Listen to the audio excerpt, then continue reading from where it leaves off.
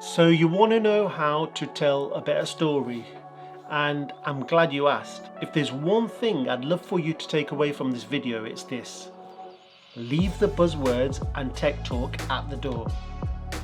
You know, when you feel like you're losing your audience when presenting, or even worse, doubting yourself because of the overwhelming amount of information in your pitch deck? Well, I've got some good news for you. You're not the only one. Bad news, however, is that it's preventing you from moving your big idea forward. And if that sounds like you, stick around, because good news again, all of this can be changed very quickly and with very little effort. In this short video, I'm going to give you 4 quick tips that will help your stories feel more human and give you confidence so that your ideas connect. My name's Ash and I'm the founder of Storytin, a place where startups learn how to tell better stories so they can win hearts, minds and investment.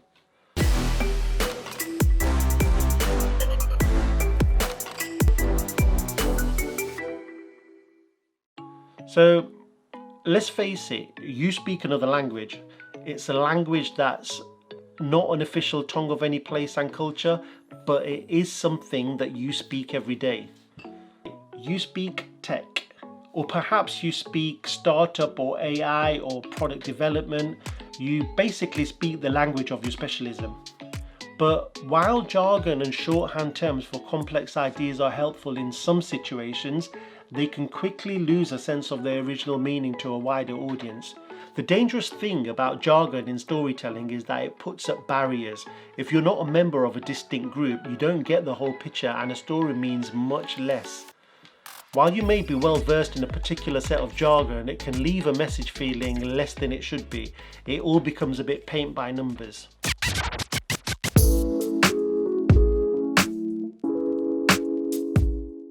When it comes to telling the story of your organization, brand or product, jargon is something that should be approached with extreme caution. Sprinkling acronyms and industry-specific phrases throughout your pitch deck will do very little to add any type of emotional depth.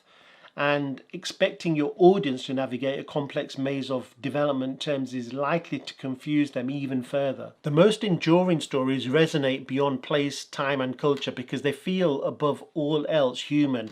And although your pitch deck may not be designed to echo through the ages, it should connect with your audience in a meaningful way. Now, does this sound familiar?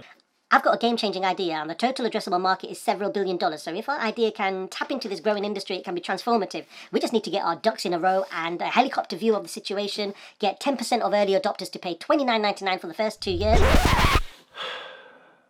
See, the meaning of jargon has extended beyond a long list of technical terms. It can also refer to those buzzwords that become so overused in a professional sector and they become cliche, or worse, just like I showed, a little bit cringeworthy. Now, if a term feels overused or heavy-handed, that's because it is. Your brand has a unique voice, so go explore it and wield it mindfully. Yes, you may feel a bit strange at first, but vocalizing is a great way to pick out overused words, unnecessary jargon, identify elements, and just, those things that feel wrong. It's an old copywriting trick that can pay real dividends. It not only streamlines your message, but it intensifies it too. So for every story you tell, in whatever format you tell it, just think, would I say this to a real person out loud? If not, don't use it. That process alone will help you find a more succinct and impactful way to make your point.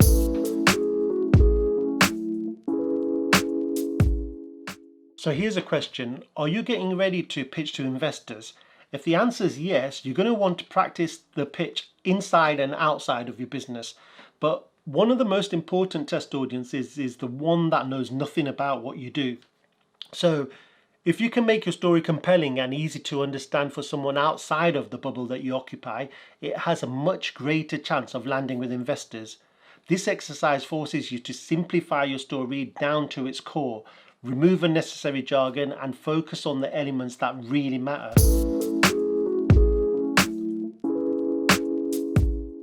Now, the world of venture capitalism and startups can feel like something of an exclusive club, and in some ways it is. And this can leave you feeling compelled to stick into an imaginary etiquette guidebook that you don't quite know the rules of.